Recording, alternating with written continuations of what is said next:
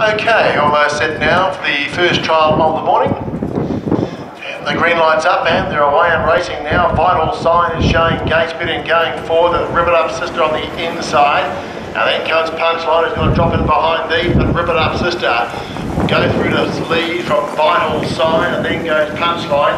Hunting through on the inside is Proserpina, and getting a fair way back in the field is Null and Void.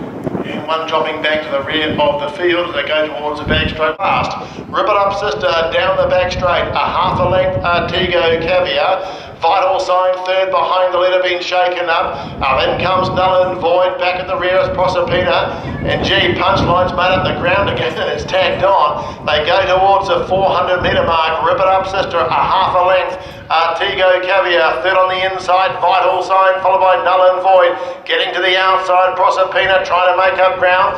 And back along the inside is Punchline. Geez, he's made up a lot of ground after galloping, but into the straight they come now. Rip It Up Sister, Artigo Caviar, Vital Sign, Proserpina late down the outside, coming very quickly. Rip It Up Sister in front. Proserpina's going hard down the outside, is picking them up. Proserpina on the outside, hit the front. Oh, close.